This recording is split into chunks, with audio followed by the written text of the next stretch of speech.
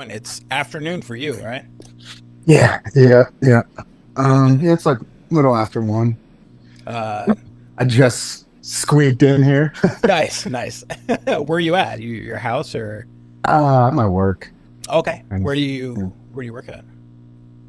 Uh, for about the past 5 years, a little over 5 years, I've tattooed out of a private studio, Oh, just nice. like right down the street from my house. Sweet. Um, so yeah, no one's here. I didn't schedule any appointments today, so Yeah. um, Thanks for. I don't know. I don't know if you specifically did it for me, but if I'm glad we could get this time. uh, I usually try to do like on Mondays. I'll work sometimes. Sometimes it's like prep for the week. You Yeah. know what I mean? Like try to approach things as stress free as possible. Yeah. Thought today would be like that, man, and it was just nuts. It was like nothing specific, like uh just like weird. You know what I mean? Like Yeah. Sometimes you just have those days. Yeah. yeah, I just bizarre. I was gonna make lunch for me and my wife, and then part of it was I had in a bag like some meat and stuff and this goat cheese, and then one of the meat leaked all over the goat cheese, so I had to Gross. like took me like a half an hour to wash everything, like that type of Yeah. stuff, Yeah. man. Well, it's like I'm like, yeah, this will be fast, and then like just a lot of road bumps, nothing crazy though. Yeah. Hopefully, it's not a Murphy's Law situation today. So my internet sometimes like bounces out for no reason. So hopefully, don't curse us, Dan. Mine's okay. Cool. Mine's usually pretty decent. So There's no one. do you rent a chair, or do you rent like is the studio owned by you, or Yeah, it's just like where I live, it's not like fully rural, but it's like getting there. yeah, So like out by where I live, like spaces aren't that crazy to, you know what I mean, like rent and yeah, things. So uh I rent a place. It's probably like a minute and a half from my house. okay. Is it just you in And the studio, or yeah, I've yeah? worked alone for 5 years. Oh wow, It's actually called the Lone Oni. So like I nice. just live by myself. It's a long story. That name was it was a long way to get there, but How long have you been uh tattooing for? a little over 30 years. Wow. About 30 years. Okay. Now, there were times when I was younger where Zaya was out on the road like 8 months a year. You Yeah. know what I mean? Like early 2000s and like late 90s to like mid 2000s. But so I could probably shave a few years off as far as, you know what I mean? But Yeah. technically, Yeah. um, like around uh, about 30 years ago, I started my apprenticeship, I should say. So maybe more like 28 years. Yeah. What did that But look like? What'd you start with? I was apprenticed by a guy named Tom Cinnamond in a town called Greensburg. It was cool, man. I bugged him for like a year and a half. Yeah. You know what I mean? Yeah. Wasn't now it's you can get supplies, and it's like back in the late 90s, it was you had to almost have someone take you under their wing. Yeah. So just to learn the craft. I still think it's a good idea to be an apprentice, but I feel like you can skip it pretty easy these days between can get supplies were like gate kept back when I started. Like Okay. you would call a supply company and they would double check that you like worked at a shop or a professional, you know what I mean? And if you weren't, it was hard to get supplies. And then even just the information. I mean, I'm not saying everything on YouTube is perfect, but you can get a lot more information roughly than you could back then, you know? Sure. Yeah. I think some of it probably has to do with your style of learning something, right? Like Yeah. I Mhm. can't sit down and watch a YouTube video for like 20, like that is just not my style. I need to have No, somebody kind of like teach me how to do something, you know? yeah, I'm kind of the same way. Yeah. So So what kind of style did you start out in? the guy that taught me, I would say, without lack of a better whatever, was guy apprentice under was like leaning towards more like what's they now call like new school. You know what Okay. I mean? Yeah. And then I was apprentice under him, worked for about 5 or 6 years, and then I went to another shop I had started at was owned by a couple, and they split up a couple years into my uh, career. And then the guy that taught me left, and then a few years later, I left the shop as well. And but then the next shop I went to was like a full traditional street shop. You know Sure. what I mean? Yeah. So I got to kind of learn both ends of things. And then not only that, but I learned full color. And then the next shop I went to was actually a lot of black and gray. So it was cool. I got to like learn a lot of different styles from people that were proficient in them, I Yeah. guess, you know. So just so you know, the kind of how the podcast typically tends to go is obviously I'm a mental health therapist. I told you that. Mhm. Um, I'm like, yeah, we'll talk about some Zayo stuff, but it kind of goes where it kind of goes. I'm more interested in the person Yeah, than no, like the actual like overall band stuff. yeah. Which So interests me just because after you do a few interviews, you answer not to be yeah. whatever, Oh but yeah, yeah, yeah. I feel like obviously the context and to start out at anything is like, you know, you might have guests that have never heard of people before, so you want to start whatever. But yeah, I actually enjoy more, you know what I mean? Yeah, yeah, yeah, yeah. I mean, I've Yes. had I've had people on before where we've talked. I don't know. I think who did I have on? Somebody from May, and it. Why can't I think of his name now? It's okay. One I'm of the guitar always, one of the guitarists, and we just kind of like wax philosophical on religion, politics, kind of whatever was going on in that way. So it kind of goes wherever it goes. I don't really have like a structured way of thinking. I am interested in like your tattoo kind of stuff, and if we could talk about some of that, and kind of some of your history in Zayo, and then kind of like what you're into now, what you're doing. Because I mean, like, a lot of, like you said, like a lot of the history of Zayo has been covered, right? And the purpose of the podcast is more to talk about the combination of music and mental health, and how that all kind of combines itself. But first of all, are you getting hit by the storm? no, we're luckily a few hours south. Okay. So we got snow today, but nothing crazy. But I have some friends that live up in Massachusetts and stuff, and they're really getting hammered. So we got the worst of the last storm about 2.5 weeks ago. Yeah, I think yeah, we got the most snowfall. But this time we're fortunate to be south enough where we didn't get the like really heavy, yeah. uh, what have you. My family is originally from New Jersey, so That's what you were saying. I know yeah, more. yeah, yeah, And you know what? I did the classic. I actually responded to your last text when you asked me about the Eagles and the Steelers, yeah. and I just never hit send. I went to like double check whatever, and I'd written a big thing. That is my MO because I'll take times of the day to like I find texts very they give me a lot of anxiety. Yeah, That's why I don't have a social media presence or comment a lot or you know what I mean. yeah, yeah, totally. Fills me with a lot of anxiety to for some reason like texts specifically like written uh what have you. But so I'll say like, okay, I'll set aside this much time to like respond to people, but I'll be going through a few people and then I'll like write something out and then I'm like trying to be You efficient. just forget. Yeah, you just forget, And then I right? went Like, to the next one and I was like, I just didn't really check. But everyone, it's like I mean, you might know the PA geography better than most, but us and Philly are on like complete opposite sides of the right? state. Yeah, It's like a rectangle. So there's a bit of a rivalry there. But yeah, I feel like once you get like east of Harrisburg, it's like, you know, Eagles and then west of Harrisburg, Steelers. It's like, it's kind of funny because to be honest with you, I don't really care that much about the Eagles. Like my wife's a 49ers fan, and I fucking hate the 49ers and, like, and the Cowboys. Like those are the two teams that I'm just like, screw those guys. But the Giants are so terrible. And then on the other side, like I live in Bellingham, Washington, which is about an hour, no, not even like 30 minutes from the Canadian border, up in Western Washington, and so everybody's a Seahawks fan.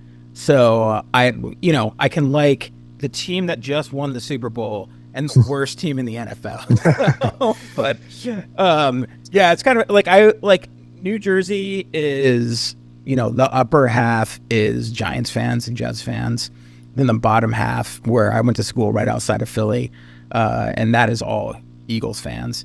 So it's kind of, I mean, New Jersey's so small. I mean, I'm sure you've been yep. through that whole area. Well, actually, did you guys play a lot in Jersey? Yeah, yep. What Yeah. what were some of your favorite venues there? Trying to think. Or a lot of times we'd be up there through New York. You know what I mean? I'm bad with recollection, like name recollection, so Yeah, I yeah. apologize. No, that's fine. There's like maybe a few specific clubs that whatever, and then outside of that, I apologize. We haven't been up Don't there in have a to while. apologize. The one thing I was going to say that was funny is everyone in Pittsburgh was rooting for the Seahawks because if the Patriots would have won, they would have surpassed the our Super Bowl record for Super Bowl wins. Yeah, that So makes everyone sense. here, but I don't know if they printed any. But the funny thing going around is it was the Seahawks logo, but it was in black and gold, and it said Pittsburgh Seahawks. I was Nice. like, everybody was, the day of the game Yeah. was because, like, I mean, I'm sure there's anomalies or what have you, but the entire place is at least like Pittsburgh area was Right. rooting for the Seahawks. Right. Didn't want to, Are more or you a less for the. big sports fan or? Um, you know what? I used to be a little bigger of a fan, but the older I get, the less time I have Yeah. to like keep up with games, Yeah. and I'm very all or nothing. And Yeah. it's like, do you know what I mean? If I can Yeah. only catch Totally. snippets of games here and there, I kind of like, I'm kind of like, kind of take my foot off the gas a little and watch like playoffs and Super Bowl Yes. The stuff, you know? playoff. Yeah. Yeah. I think like I'm a Yankees fan. That was more in like the early 2000s, late 90s when kind of the Yankees were going, hitting the World Series all the time. And you're just kind of default. You're either a Mets fan or a Yankees fan.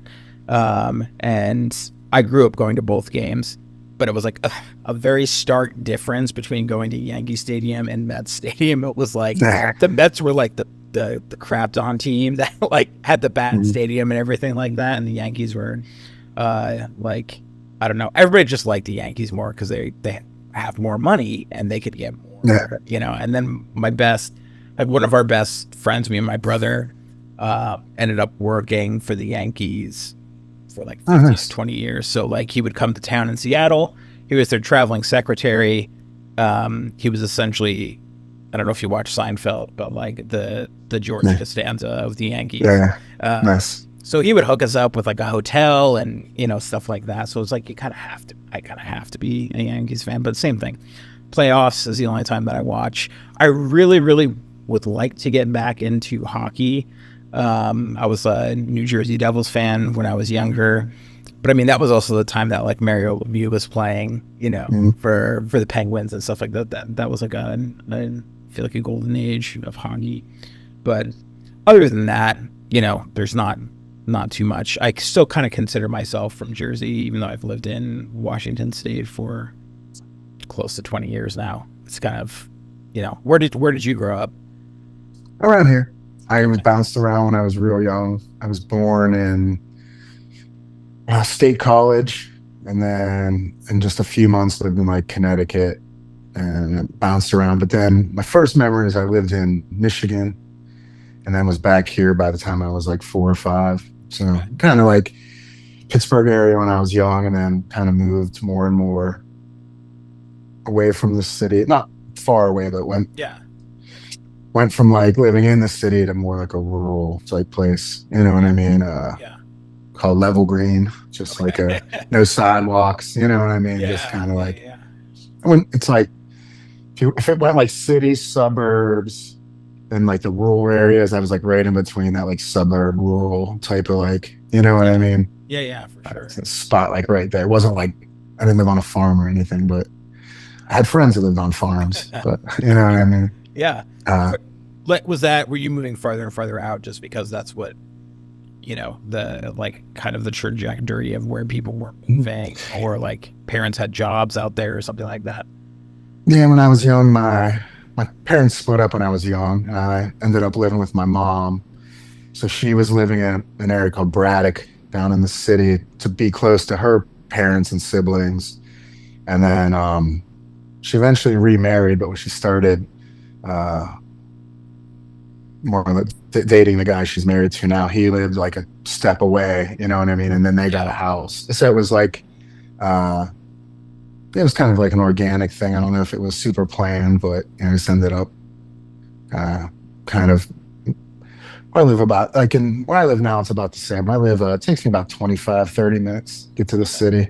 Yeah. There a couple of days a week. So it's where Yeah. after we get off the phone, I'll run home and whatever, and then head down to the city. So. Nice. So your studio is in the city?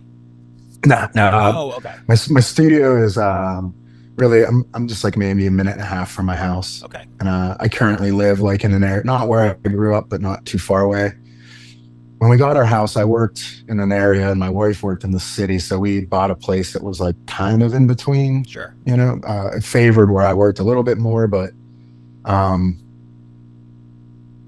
adult stuff. Like we didn't want to go Yeah. to the next county over. It's the taxes were a lot higher and things like, you know what I mean? So it was like, and the schools around here are good, stuff like that, That's fun. amazing. It's amazing the way you transition. Like I was sitting with a bunch of people, and we were talking about something, and I was like, "This is our life now. Like this is what we talk about. Like Mhm. this is like adult stuff. Like like our younger selves would kick our ass, right? I know. We were doing I this actually, I always get a chill up my spine every time I say like a classic parent line, but I really stuff. mean it. You know what I Yeah, mean? Like yeah, when you're like talking and you're like, oh man, I really hated that when people said that to me. You know what I mean? yeah. But I just try to be sincere and as much as I can, like even if I have to, whatever, just try to not come from a place of anger, you know what I mean? Yeah, Things like no, that. totally. But still you have to say, you know what I mean? Yeah. You're just kind of Uh, like, oh god. And everybody goes, I'm not gonna be like my parents, or like I'm not gonna do this. And it's just like you kind of know now what your parents maybe were going through. Like you have a little yes. bit more kind of empathy for that because Yeah. you're at a That's completely different place in life. That's why sometimes like the subject will come up about having kids or not. And my one, whatever is always like, as long as there's certain things, like you're able to do it in a way where you can support it and such is like, I Right. feel like that's a big thing is just to get to see things from the other side. Cause I can honestly say I've not let go of a lot of things, but I've had a lot of you know what I mean?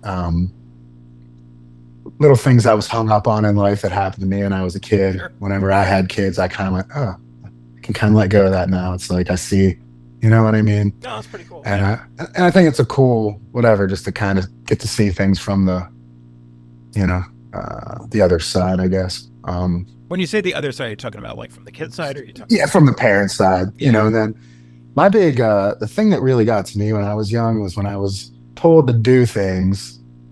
I only just wanted like an explanation, not for any crazy reason. It's just the way my mind works. I just Sure. was like, hey, do this and just like, can you, whatever, Right. like why?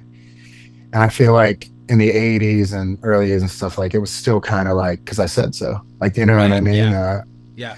So I try my best when I ask my kids to do things and so on and so forth to kind of give them, I'm like, even if you don't want it, here's kind of the reason. I try to like, give them some insight the best I can to, you know what I mean? Kind of, Yeah, I mean, there's been a couple. So I work with teenagers and young adults. So like, a lot of the time, I'll come across a client every single time, and they'll maybe be seen as like defiant or something like that, right? And their idea is kind of like, I want to know why. Like it's not a defiance thing. It's just kind of like I need to know why I have to do this. Sometimes it is really difficult. Like my kid will ask me, my kid's 7 and I have a 4-year-old. My kid will ask me something, and you're kind of at a point where you're just like, I don't know, you're overwhelmed. Like I have some sensory issues myself, and I have like ADHD and anxiety, and I'll get overwhelmed, and I'm just like, just do it. Like, you know what I mean? Like, and that's something that I'll find myself saying sometimes. It'll just be like, why do I have to do this? I'm like, because I said so. Because I yeah. said so. And it's more of a place of just like, I'm overwhelmed. And like, I just need you to kind of listen. Right. But like you were talking about how your brain works. It's hard for parents to kind of understand because they see it as defiance. Right. Instead of like, no, I like genuinely want to know. Right. Like, why? What is the reason for doing this? I can't tell you how many kids that I've had who were in school and who were just like, I don't know why I'm doing any of this. None of this makes sense to me. Like, how is this going to like enrich my life? I don't care about world history. I don't care about X, Y, and Z.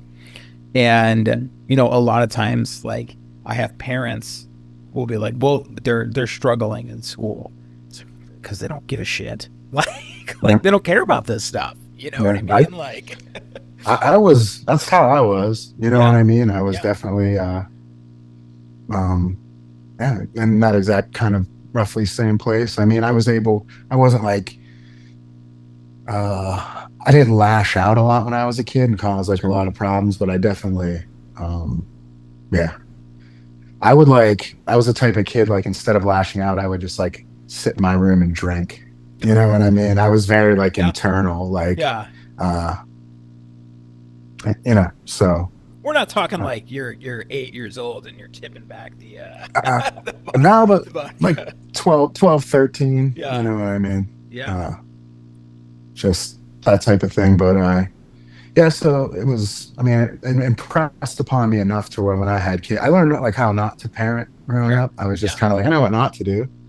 And I know like when I was a kid, what affected me negatively or positively. So I just, and enough of it was like a strong enough experience where I carry it with me, you know? Yeah. So that's just how I try to always do my best to kind of be empathetic and try to switch the situation around, Right. and you know what I Right. mean, as It's much it, as I can. it's kind of funny because with my son, like I've just been I might be what you call like a highly sensitive person, and so I'm very in tune with people. I'm very in tune with my own feelings, and like I think my wife and I were very much we want our son to be able to, you know, feel things and also kind of talk about them, right? And the way that he is, or even kind of going into that like gentle parenting sort of style, um, and that's just not who he is. So, you know, we'll try and talk about him with something, whether some sort of angry he's experiencing or, and he is just like, nope, don't want to talk about it. You know what I mean? Like, and Hmm. it kind of threw me for a loop because I had to learn in my head and just how I thought I was going to parent that each kid is different and each kid responds differently to different things, you know. And I kind of encounter with parents a lot what I like to call trauma parenting, where there's a lot of anxiety or there's a lot of things that were done to them as a kid or something like that, and they very much want to make sure that doesn't happen, right?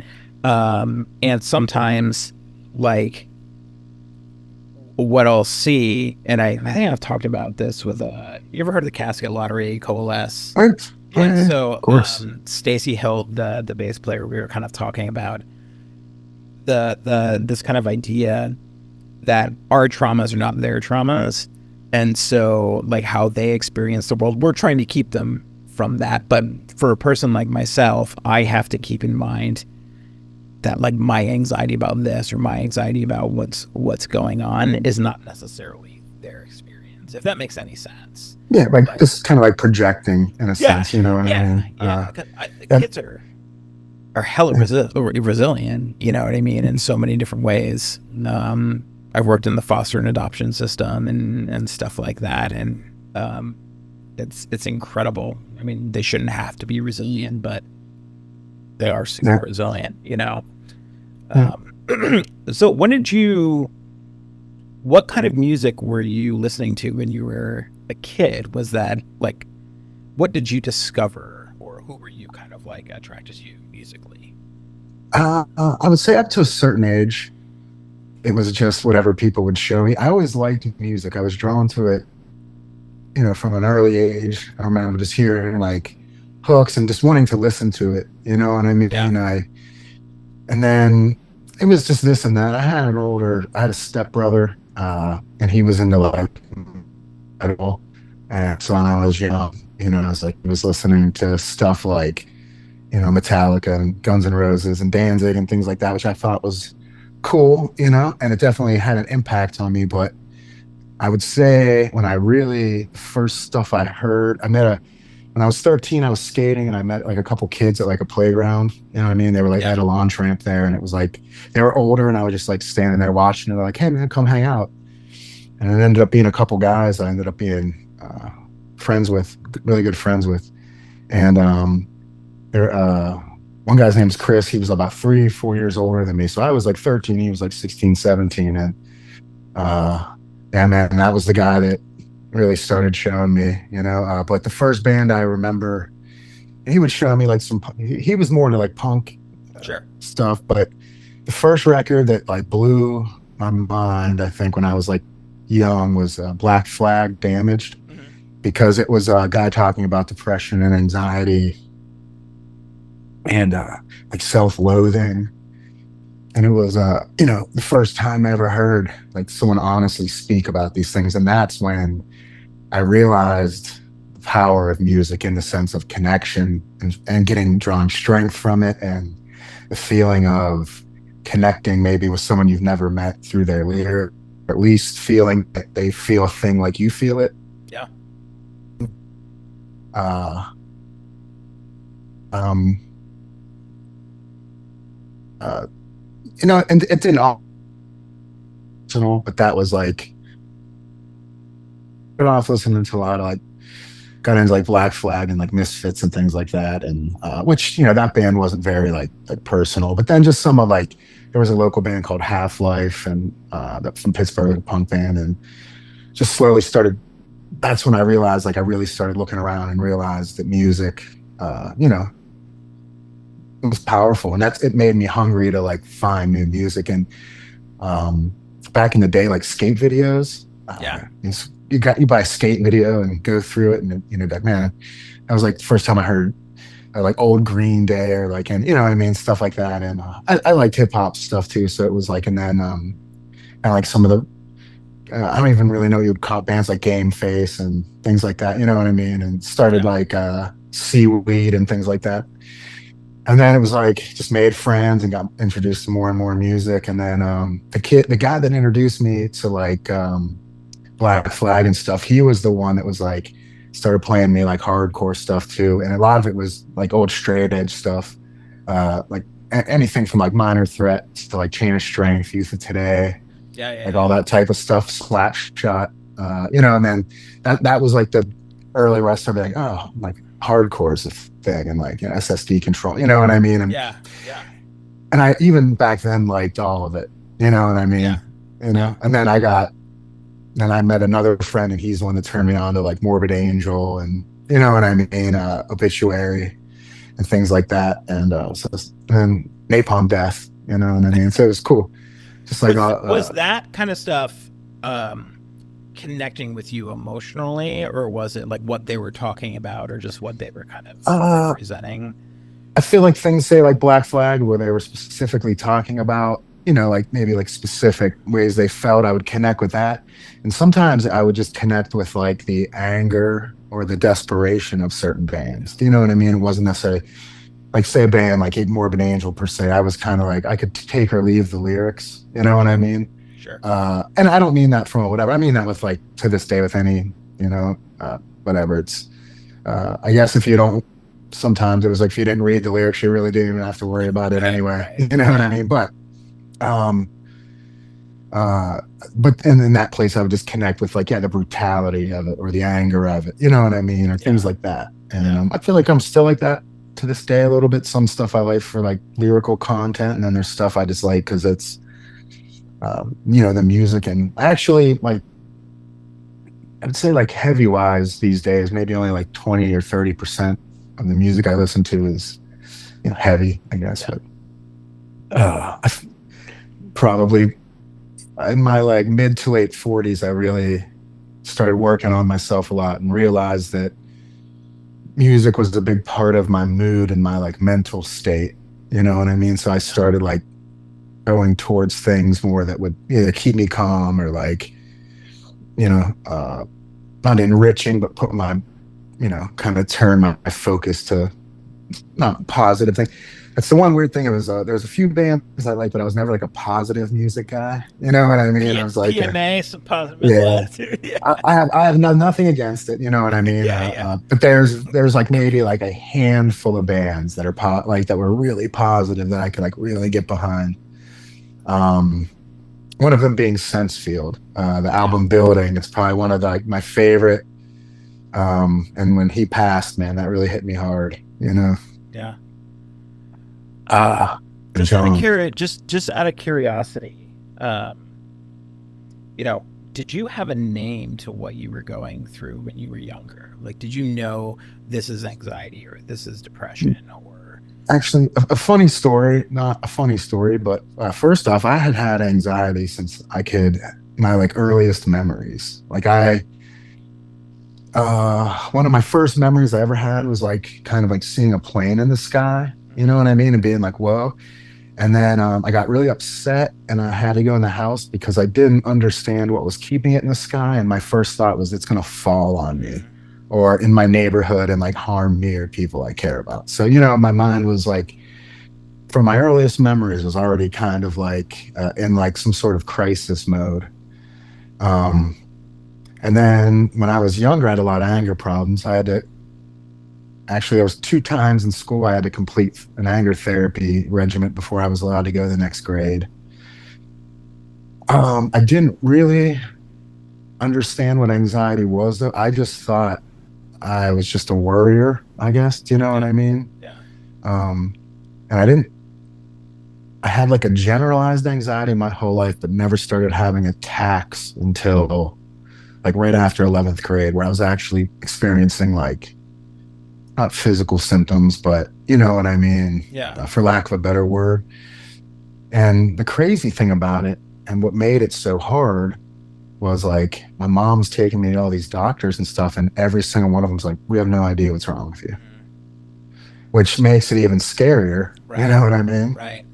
Because then you start thinking like maybe you have something wrong with you that's like one of those things where they're going to name a disease after me. You know what I mean? Yeah. Like Lou Yeah. Gehrig or something. You know what I mean? Yeah. Like, Yeah. oh, it's Dan Wyatt syndrome. You know what I mean? What were Or something you like that. what were you experiencing?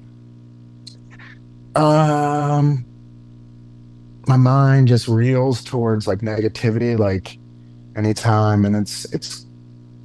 I've learned to work with it. I did about a decade on medicine, and then actually, what was able to get me off it, I had a lot of success with EMDR therapy, Yeah. more than anything therapy I've ever done in my life. Prior to that, I was on like Prozac and Xanax and all these things for a long time, but they helped me to keep it together enough to keep going, I guess. Yeah. But yeah, I was like, I go when I was older, about 11th grade, it took 2 or 3 years. I was going to all these doctors, I was going to psychiatrists, psychologists, all these people. And a lot of them would just kind of say, yeah, you worry too much. You know what I mean? Like, Yeah. Yeah. yes, I know. I'm well Thanks. aware, like, Yeah. Um, and No then I shit, call, Sherlock. there was a woman that had an ad in the paper.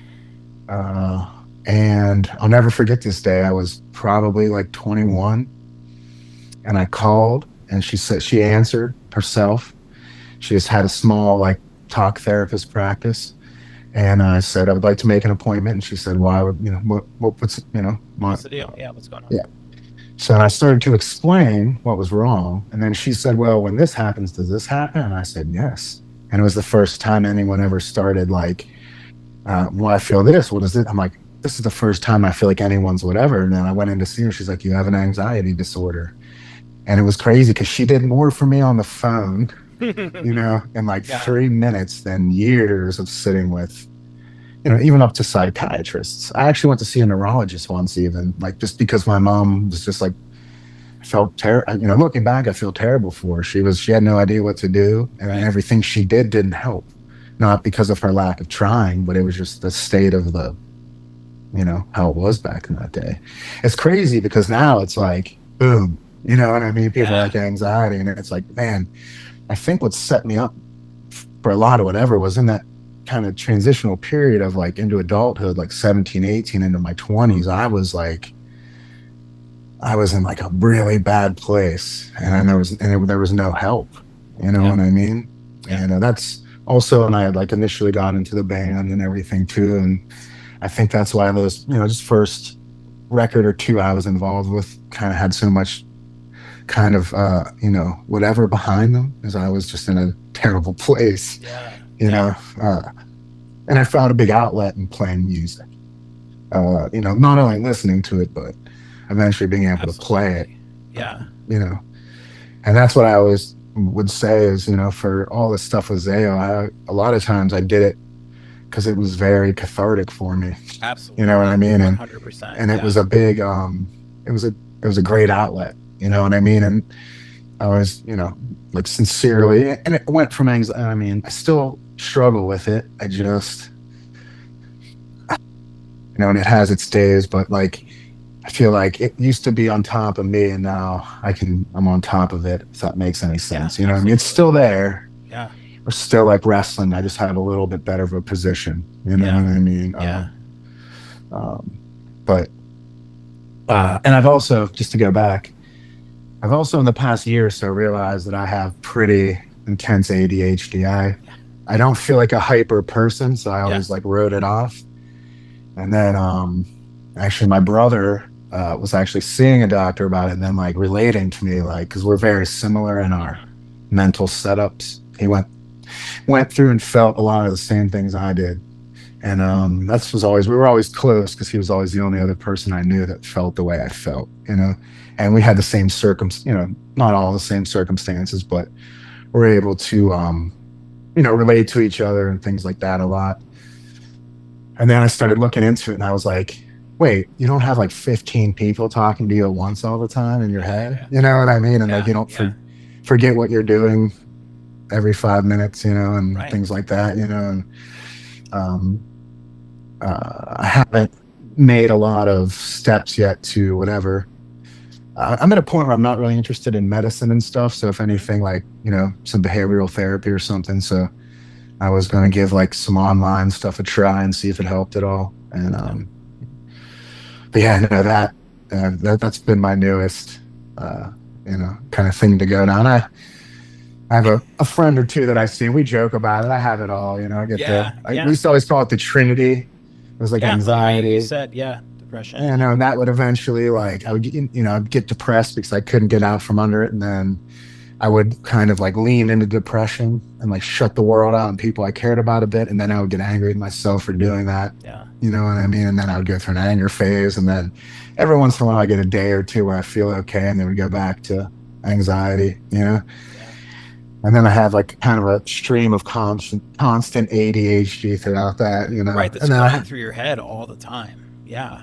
and like you were saying about the parenting thing, I was just reading about that because it's like, especially by the time the evening comes, I'm so mentally worn down Yeah. from my brain not shutting off that maybe something, like someone saying why, or something like that, you can be kind of to the point where you don't have any like defense left. Do you know No. what I mean? No. And Absolutely. You don't have anything in the world to kind of like yeah, quell yourself or whatever kind of.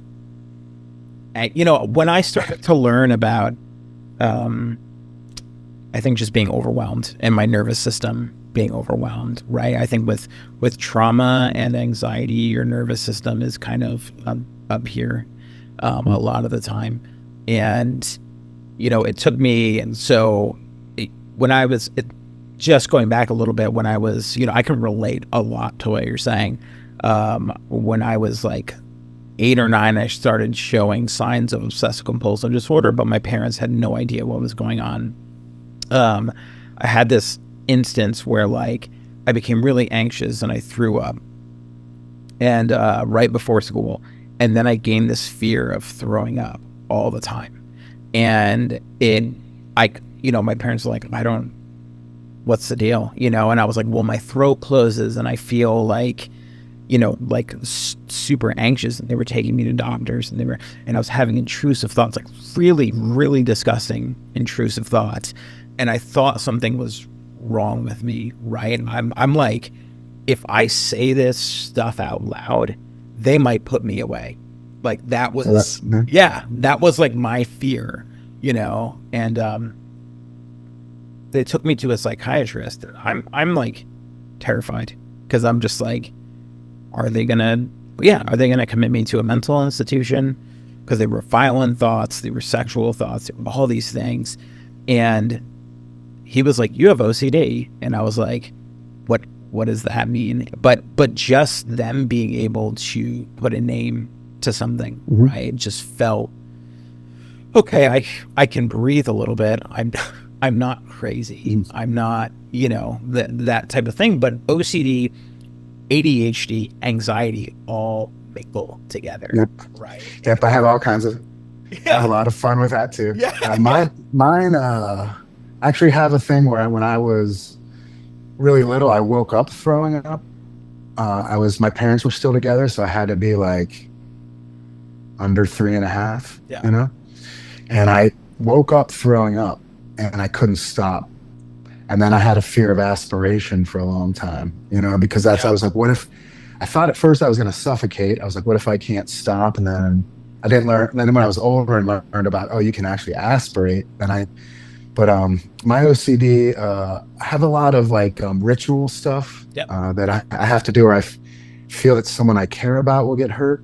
It's Mhm. not even like about me really. And then so I'll be like, well, I have to get dressed the same way, or like, and then it's like, well, what if today I do it differently? And then I have to sit there for the rest of my life and be like, one of my kids or my wife was in an, you know what I mean? And then Right. Right. and then, I was very germophobic and I still am, bad. And that was a big battle when I had kids, Sure. and I have this memory of laying in bed. My daughter was probably like 2 or 3 and she started preschool, maybe like more towards 3, 4. And like, I was one of those people when I was younger, if you were sick, I'd literally be like, don't come anywhere near me, Right. please. Right. I was almost like very like, and I remember we had her lay in our bed with us because she had a lot of congestion and we were trying to get her to sleep sitting up, so we're kind of like letting her lay with us and kind of wedge her between us with some pillows, trying to keep her a bit upright. And I'm laying there in the dark and I feel just a boogery finger slowly go down my face, like over my, you know what I mean? Yeah. And I was just like, I had that like, type of like Yeah. feeling. And then I got a little better about that. But I have like weird stuff about if my germophobia will hurt. So a lot of my stuff's like my fear is like causing harm to somebody else. Sure. Like for instance, today I literally had these packs of goat cheese and they had like pork juice all over them. Sure. You know what Yeah. I mean? Yeah. From in a bag, and I was obsessively cleaning them out of the fear that there's some sort of like salmonella or parasite on that. And if I don't clean it perfectly, it could get on the cheese when I open it, and then I can make, my wife sick or myself Yeah. sick. Yeah. And I was literally like, it took me half an hour. It was like I got here 1 minute before we started this because I was at home like, Yeah, dude. ah, I mean, honestly, if like every day is kind of a battle for me. So even 2 years ago, I basically had a nervous breakdown and I almost put myself into the hospital because my nervous system just broke. And I was like having panic attacks and I was shaking and I was, just freaking out. And I'm a therapist too, right? So there's all this like shame that's coming on that I'm like, oh, I'm supposed to be working with people who deal with this. And I'm freaking out, you know? And because of that, my OCD flared.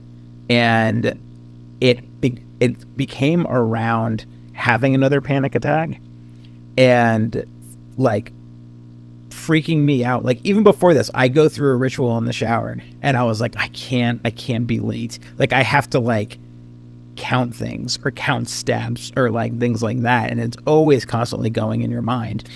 And I think the thing that like, there's, if you don't experience what OCD is, like you just don't understand it.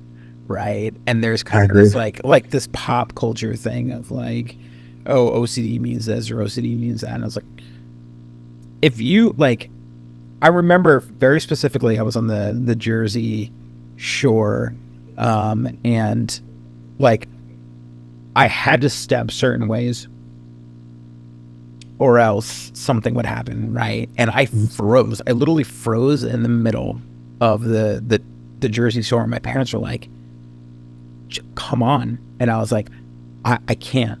Like, I can't, And that was when they were kind of like, okay, something is like really wrong, that's kind of going on with him. And I think the reason, and this is a whole another rabbit hole, but like trying to also like my parents were gracious and they just wanted me to not be scared, right? And like I also remember another time where my parents, like I kind of like had OCD or started to have suicidal ideation like all the time, and was afraid I was going to hurt myself or whatever. And my parents were leaving to go to like a church function or something like that. And they were like, are you okay to be alone? And I was like terrified, like that I might do something. And it like became that, like, it just, like, luckily I was like,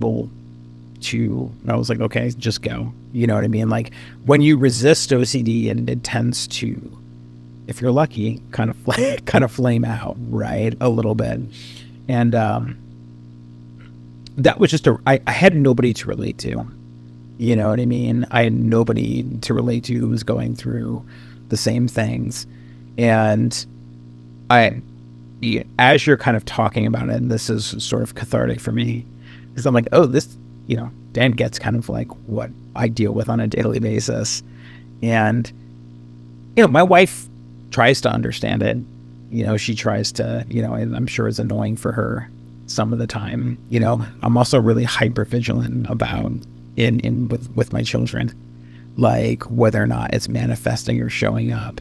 But I also thought, like, dealing with mental illness within the church, Ryan, is, it was like, oh, we can heal him, or we can, do this. I grew up in a very evangelical, charismatic kind of setting, and it was like new to people, but there was always this constant, like, well, God can heal this, right? And it was like, well, God also gave us doctors. If I, you know what I'm saying? Like, um, so there, there's all this stuff going on as, like, when you're a teenager and you're dealing with all this stuff, and you just feel alienated and isolated, right? And what's acceptable to express, or what's acceptable to feel, right? I think I was very fortunate that people were trying to understand things for me,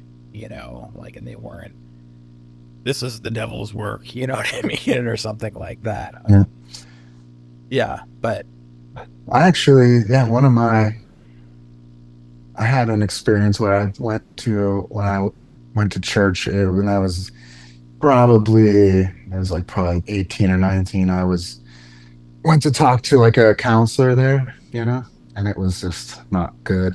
He was like, you're definitely demon possessed.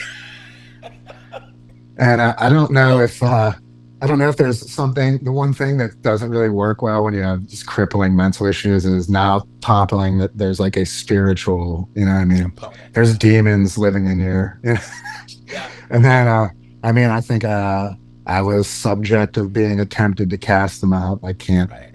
probably 20 or 30 times. I even drove up to Toronto. I don't know if you remember, there was this thing called the Vineyard. Yeah. Yeah, Yeah, so I I went up even there went too. yeah, yeah.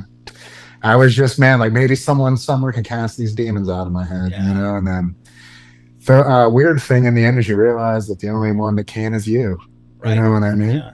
Yeah. Uh, I feel like not, and I don't think not necessarily demons, but do you know what I mean? Yeah. And but yeah, that was crazy, man. And then eventually I didn't want to go on medicine, and I caved, and it helped a little bit, but then it quit working, and that's when I found EMDR and stuff. And I think, like, How has EMDR been helpful for you? So can't explain. EMDR, just for people listening, is like I think it's called eye movement desensitization. Nah, reprogramming. Yeah, Yeah. reprogramming. Yeah. It was. I'd had a friend in the area that had such bad, like, agoraphobia type issues, where if he would go maybe like 20, 30, 40 minutes away from his house, he would get nauseous, and occasionally would be sick.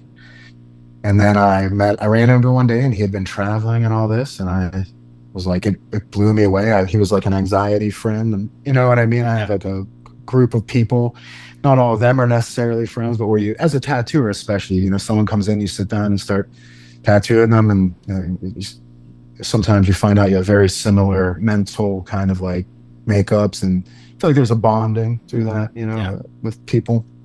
Absolutely. And well, he said, yeah, man, I met this. He said a friend of his dad Um, had issues. I believe he was like a Vietnam veteran and had a, like PTSD, and was like, it was really like affecting his life. And he had went to do this first and saw a bunch of success. And then my friend had seen his friend's dad. So he tried it. And I was very skeptical. And I went in, and the guy was very interesting. He was a very like Freud looking guy, very like feet up on the desk, and he would swear when he talked. He was very, he saved my life, man. I'll never forget him. Um, his name's Frank. And he was very like, we're not here to talk about your childhood. We're not here to talk about any of that stuff. We're here to talk about like how you feel now. And the best way I can explain it is he would try to work me up into a state of anxiety a little bit. He would like really try to like, I really want you to put yourself there, what you're feeling physically, mentally. And then first thing he would begin was behind me with these clicks. And I'll never forget it in my life. It was like in my entire life, after he began this process, it was the first time I could not feel anxiety in my entire life. I can't explain it. I smoked cigarettes at the time, and I remember even leaving, and I like went to put a cigarette in, and I was like, I don't know why, but this is like, so he began with clicks, and then we did some eye movement. Like, I forget what they call it when you follow, like Yeah, with the like the yes. yeah that. Or, And then it was and then it was like some tapping on the knees and stuff. yep. I noticed that the clicks did the most for me, and then the movement did the second most. And it was like, you know, for that time I couldn't feel anything. And then for maybe a few days later, I felt great. And then it would creep back in, but not as extreme as it was in the first place. And I maybe only went 6 or 7 times. And it really like, and then I felt strong enough to get off medicine and stuff. And then now I feel like I had to do a lot of upkeep work, which is everything from, and not all of this that I do right away. Some of it's like over the years, but I realized like diet. I got into meditating, you know what I mean? And just breathing and things like that. And just have like certain things in life having to cut, had to be realistic about myself. I can't take too much on, you know what I mean? Like little 100%. Things. So I just started to work and then work. And then I found, and this is like outside of the EMDR, I found what helped me the most was just learning about what was happening to me from like a medical standpoint, because it takes a lot of the fear out. We used to say it takes the claws and teeth away. It's like, okay, my body just dumped a bunch of adrenaline into my system for no reason. You know what I mean? Okay, I'm gonna try not to push it away or feed into it. You know what I mean? And just learning. 100%. That was the other biggest thing, was just, so I guess if people listen to this or whatever and go through, I encourage people to try to learn as much about what's happening to you in a medical, scientific way as possible. Right. I feel like you can begin to feel the triggers even, or feel, I'm not saying it makes it whatever, but it definitely, it helps. Yeah. It helps a lot. Yeah. Education, psychoeducation, those different things. There's a program, not a program really. There's a book called The Dare Method. And it's not a lot of people know about it, but like, it's based off somebody called Claire Weeks, who was back in the 40s or 50s. She kind of developed this system and helped hundreds. She was a primary care provider, and she had gone through panic attacks and all this stuff. And, she kind of developed this system. It's a really interesting book of both education, but also like acceptance, and then running towards like whatever is making you anxious, and then redirecting yourself. And it's funny, when I felt, panic started to creep into that adrenaline dump, there was a lot of times where one of the things that's really scary is that they say like, ask for more, like don't challenge it, but ask it for more, like make my heart beat as fast as you can. If you're going to kill me, let's do it. You know what I mean? Like let's, and what I would find is as soon as I did that, all of it would start to come down, because you can't make yourself have a panic attack. It's, and a lot of people have found a lot of help through this, but it had on this app, like, and in the book, like every physical symptom that's going on, right? And then like an explanation of it. Um, and it was helpful. Doesn't make it any Yeah. less comfortable when it's Yeah. going on, you know. Uh, but anxiety is like an epidemic, you know, like you don't you don't realize how many people are actually going through it. So I deal with a lot of physical symptoms, and that is, I used to, you know, in my head worry, but the physical symptoms, you become afraid of the physical symptoms that are kind of going on. Like I know Aaron from Under Oath goes, you know, has like health anxiety, you know, these different things. But I mean, kind of to the point of what you were saying. Yeah, it's that adrenaline dump, right? And it's like you can kind of understand it. And they always say like, you don't have to like it, but if you understand that it's not going to hurt you, it's not you're safe. Like it's not going to kill you if it's uncomfortable. It's very uncomfortable, but it will go away, you know. And it's more based on the fear of fear, right? And the fear of like, first you have an initial fear where that's a worry or something like that, and then it's like, oh my God, what's going on? I feel this adrenaline, like my heart is pumping too much, and like I feel tight, and it becomes the fear of fear a lot of times, you know. And so I mean, I just kind of like, you know, what you're saying makes a lot of sense. And it's kind of funny just going through this. Like I said, I'm like, this is this is my guy. Like he understands, you know. Like there's something that's so cathartic about that, you know. Yeah, I always enjoy it too. It's funny because like had I not whatever, the idea of therapy was always interesting to me. Just as a, you know what I mean? Just because I enjoyed. I've had some. I got older, met some people that were younger, starting to go through stuff, and it always was, you know, I always made me feel good to be able to like talk to someone and help them out a little bit. You know what I mean? Just having experience. Yeah. And the guy I was gonna say, the EMDR guy, I just wanted to, I mean, Yes, he's absolutely. got to be really old. His name is Frank Colosimo. Okay. I just wanted to say his name. He was awesome, man. He helped me out. He was like he like worked with me on like a sliding scale. I Yep. remember he used to volunteer and do it for free one day a week. He was the first person I met that was like involved with this, that I was like, this guy really just wants to see people get better. Yeah. Like, you know what I mean? It Yeah. was like really cool to me to meet somebody, especially in the like medical profession, that really impressed upon me that he wanted to help people. And he helped me. Yeah. And then the first book that ever helped me, it was older, it was from the 60s or 70s. It was called I want to definitely gonna check out that. I never read the one you were talking about. Now I'm interested, but it was called Hope and Help for Your That's Nerves. Sir Weeks. Yes, she Yep. was a housewife. Like, yeah, Yep. that book helped me out so much because she would talk about her specific way she would feel. But that's awesome that it's the same Yeah. person. Yep. I So forget how I even heard of that book, but I remember I read it and was like, that was like, I think I got it right after I met the woman who, when I called her on the phone and she was like, yeah, yeah, yeah, come on in. You have anxiety. I can't remember if she recommended it or not.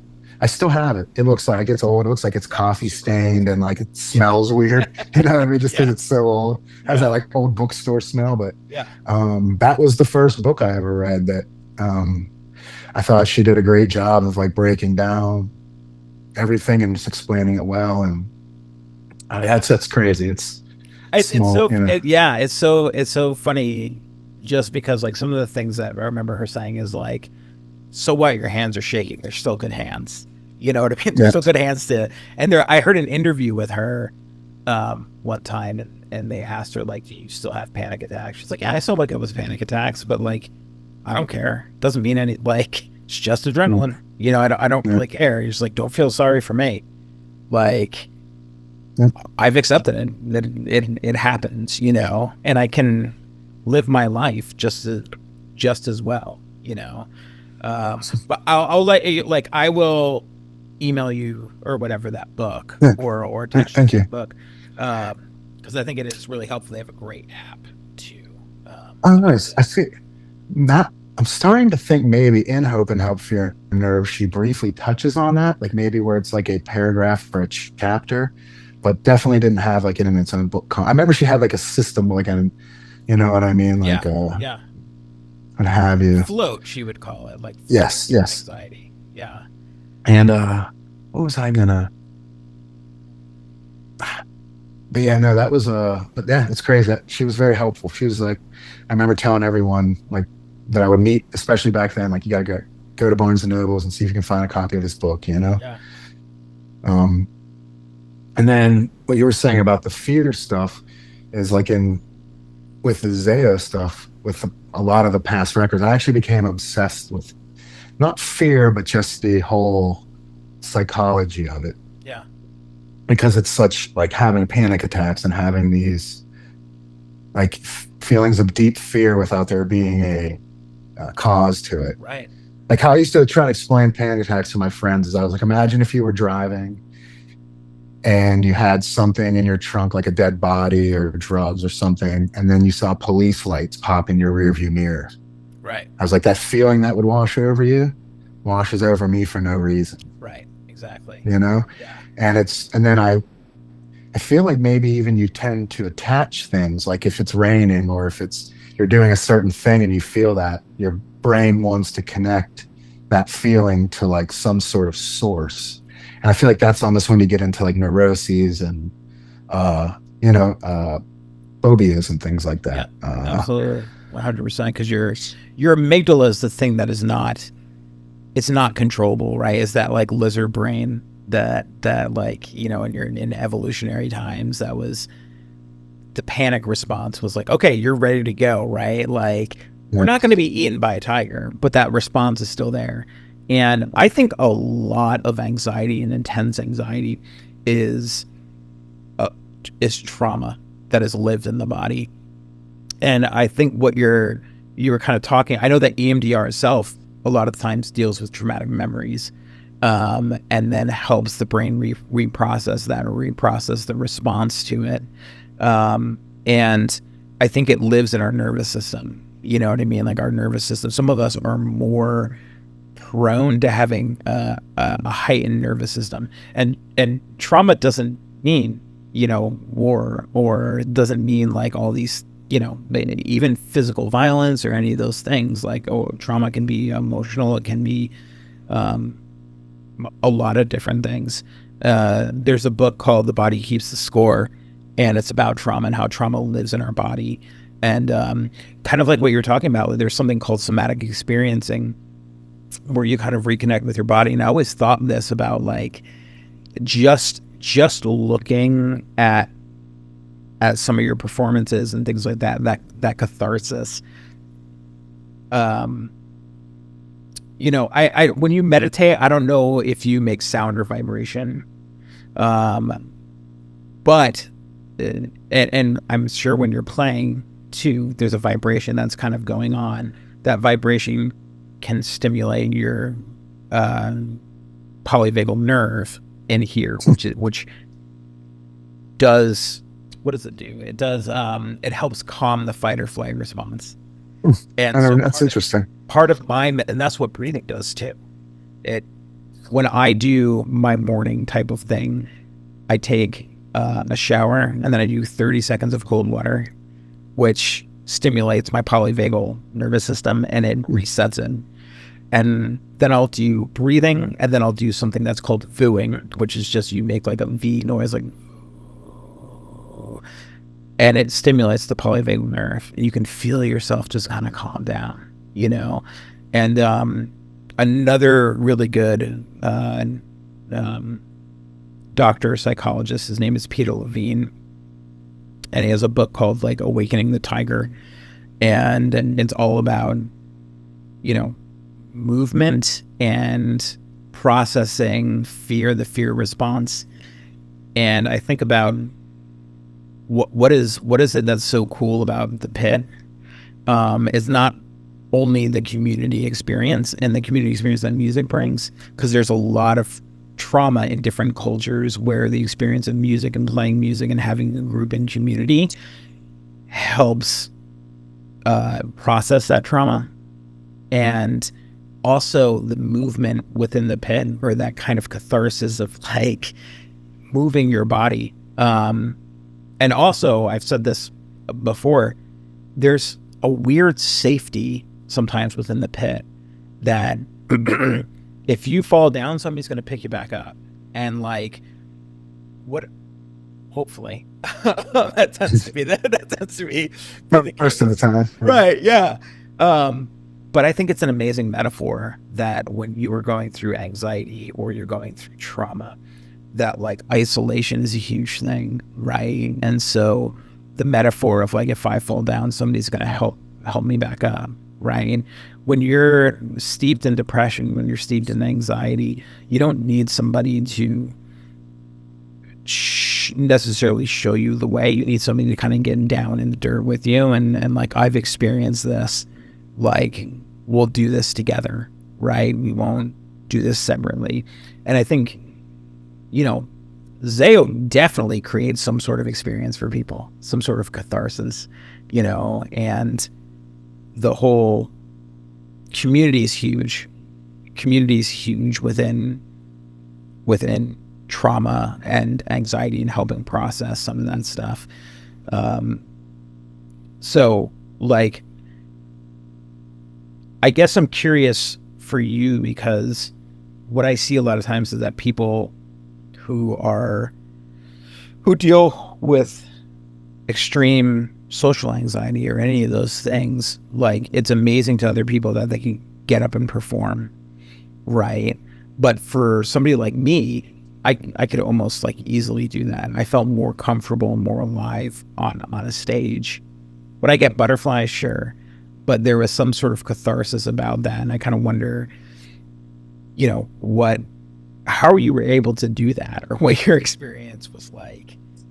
Um, it was hard for me. It still is. Not in the very beginning, very, very beginning, but like, I mean, for a long time, I had to drink a little bit, you know, Yeah. unfortunately, and probably for the last, not in the very, very beginning, first maybe 2 or 3 years, but definitely whenever it was just, I feel like I just gave in to the like, it just made a little part of my life easier.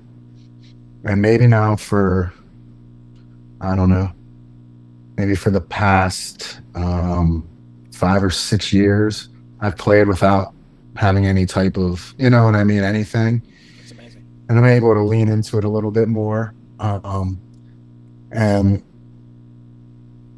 what was weird is like, it was always the transition, like the transition from not being on stage to being on stage, just like initial getting up, what was hard. I feel like once it starts, it's okay. Yeah, You know what I mean? But absolutely. it's that like 5 minutes before, or you Right. know what I mean? Oh yeah. That was really hard for me. And that's what I learned through like doing it without drinking.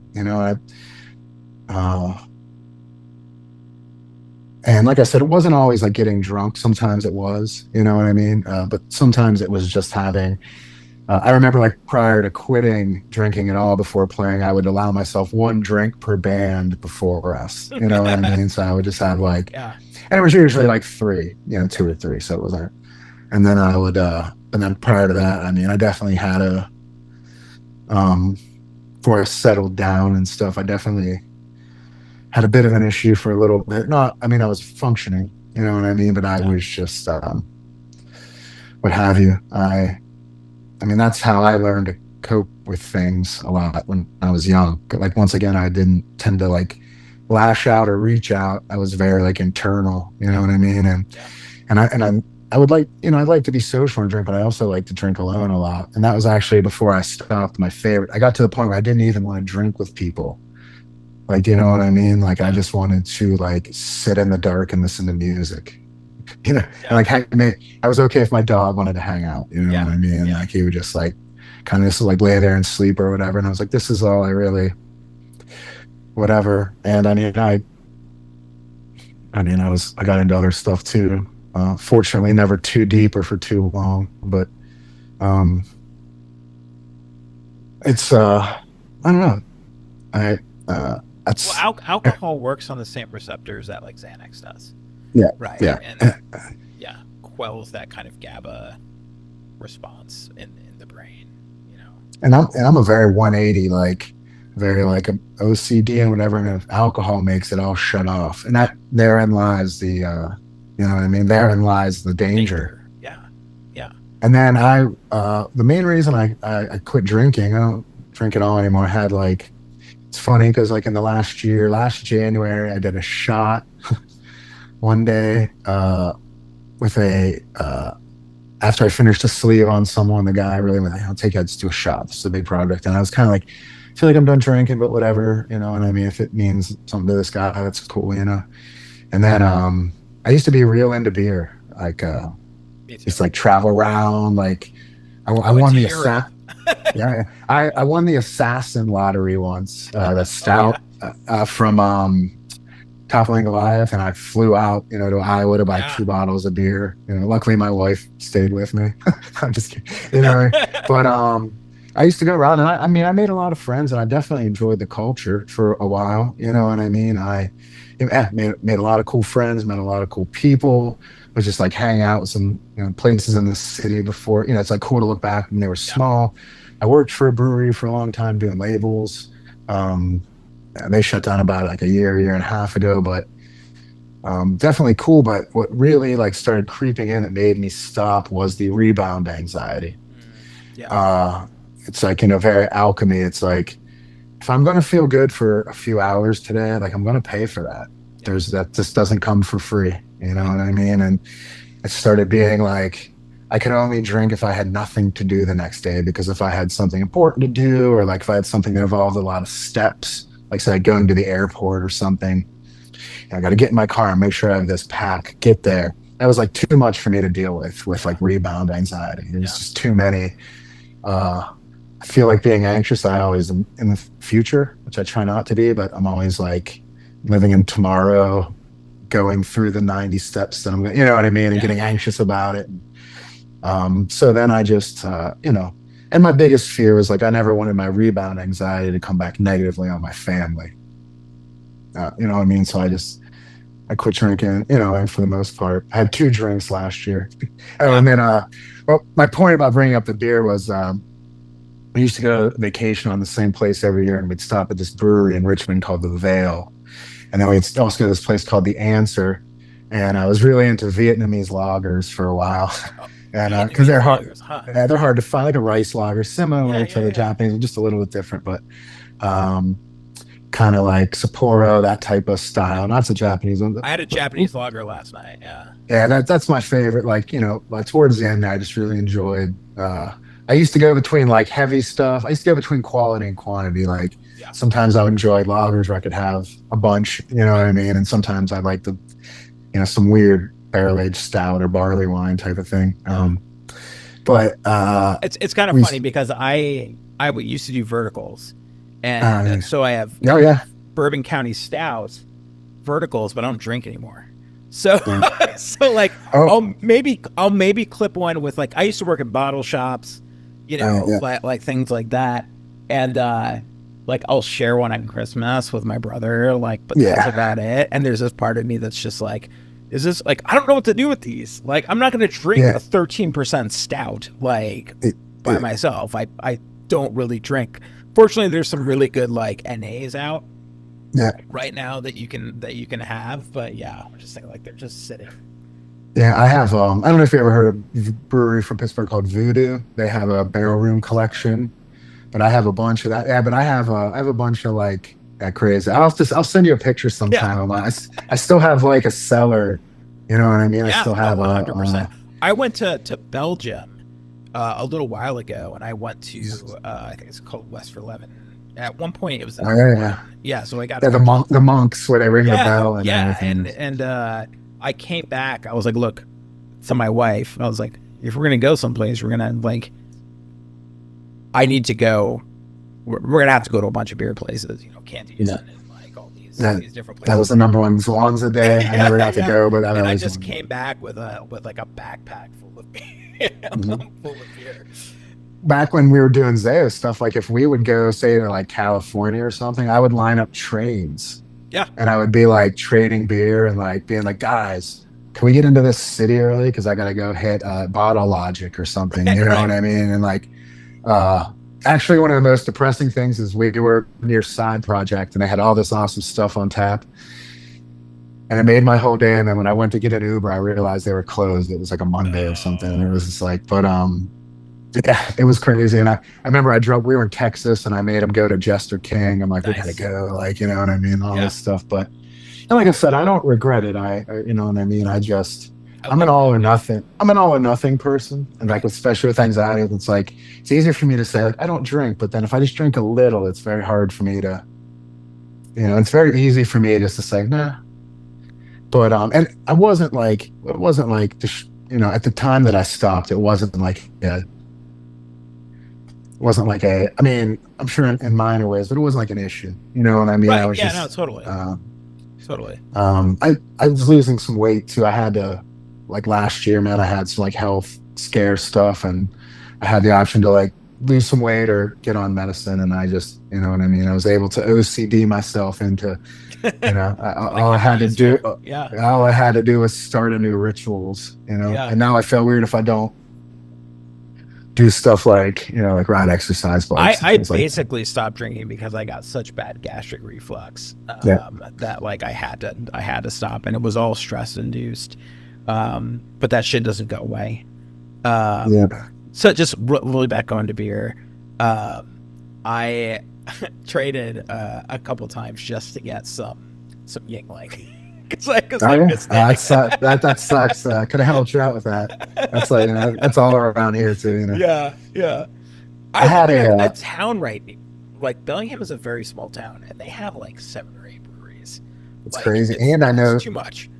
if you shoot up into Canada too, I know like all the you can get all the Cantillon and all that stuff Yeah, too up there. You know what I mean? And yeah, I used to have friends that would like take Canada trips, give them money, they'd bring me yeah, back. Oh, this one specific bottle shop's gonna get like food foam and all this kind of, you know what I mean, stuff. And it was exciting, I guess, the thrill of the chase. I got really good at online lotteries now for like concert tickets or things like that. I'm like, yeah, I got it. I was like, yeah, I honed my skills over the years, man. You know what I mean? Just like winning those like quick lotteries. yeah. At 10 o'clock, we're gonna open it up, and I'll never, because I was working in a bottle shop just outside of Philly, and I'll never forget the first time I had a Bourbon County, and they were still doing like little 12-ounce bottles, but like I'd never had really like a barrel aged beer that tasted like that, and I was like, this is the best beer I've ever had, like hands. And was in Seattle and stuff like that, so we would go to like barley wine. I would go to my master's program, and then like go to a barley wine thing, like, and just take some of my friends and whatnot, and go there. So it was like there was no shortage. But I remember tasting that Bourbon County. I was like, holy shit! Like this is one of the best things I've ever tasted. You know? it's, I love that. And that was before like the AdBev buyout. You know what I mean? Yeah. I It's funny because I'll still think about certain beers I have, and it's not tempting. It's just funny because the other day I was thinking about it, like popping in my head. I have a 2015 Firestone Walker Abacus, the barrel aged barley wine, and I was like, I Yeah. bet you that's really good right now. Yeah. You know what I mean? It's It's like, funny. I met one of the reps from when I was working at a bottle shop from Firestone Walker, and he was like, "Dude," because I was going to be in the area for like a family trip, and he was like, "Dude, hit me up. I'll get you like a bunch of a tour, like all that stuff."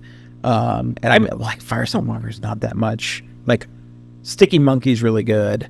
The fact that they got rid of Wookie Jack really kind of sucks. yeah. And then the Abacus was backwards. It was like the Succuba or whatever. It was Yeah, like yeah, yeah, yeah. the barley one. Yeah, yeah. But they were fantastic, man. Some of the Bourbon County one too. I had what's funny was the last time I really went through a lot of cellar beer was during COVID. I couldn't Yeah. work for 3 months, and I was like, couldn't really go anywhere. I was like, cellar time, Yeah, And it was like, yeah, I was like, I was drinking these like crazy, like rare things all by myself. Like, where yeah, else can but I'd had a little Bourbon County collection. It was folks. I always had friends that would go to those things, and I yeah. would just like give them money ahead of time. And then if I would go somewhere, like we used to go out to Philly, so we go to like Tired Hands. Yep. And one of my favorite Philly breweries that used to be super under the radar was called Forest and Maine. They were in a town about 20 minutes north of, can't remember the name, Tired Hands, but I remember we did a thing with my brother-in-laws. We like went to Philly, hit those, like drove up through New York at night, and then went to, our main goal was to get up to Portland, Maine for Abyssal Brothers Swish release. Cool. And then, but we hit like, back up, we hit like Treehouse and I've actually Trillium never and all heard of that Bissell stuff on the. Brothers.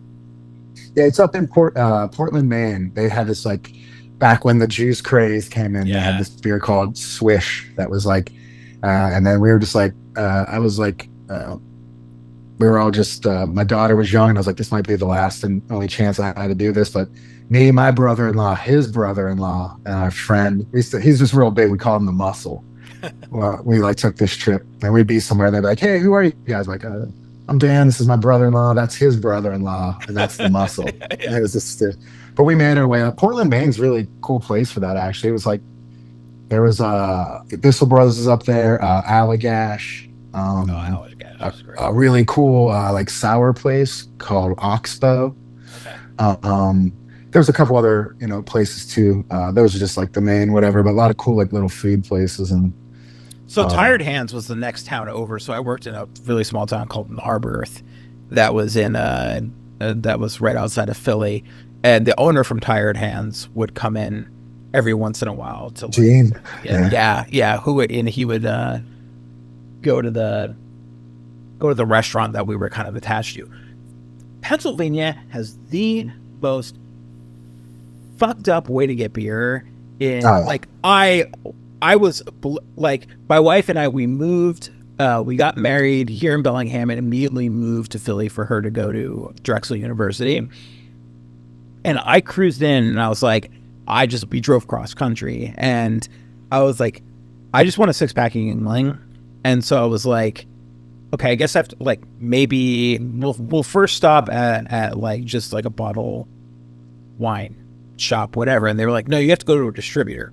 So I was like, okay, I went to the distributor. And they're like, we only sell 24 packs. You have to go to a bar to get it.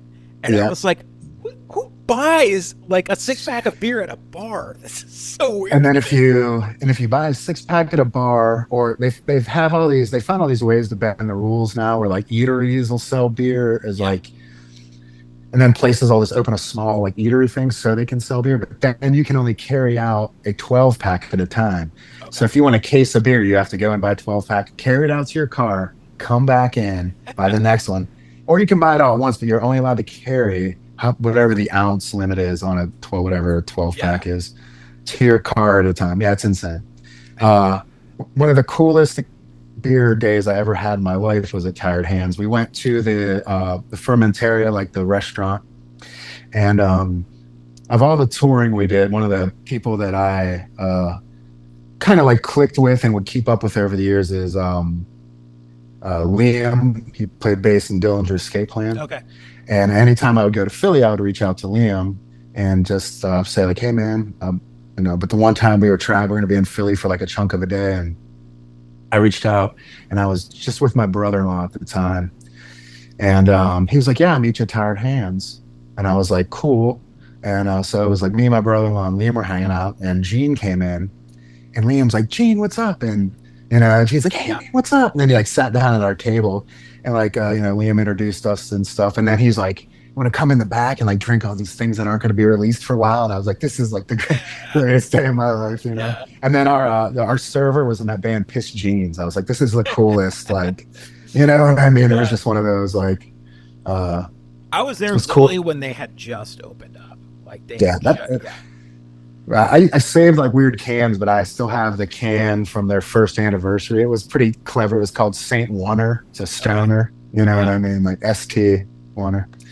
But no, that was cool. And it's cool because I like it because I can look back on that stuff and I look at it like, because it never got like dark, So it's still like positive.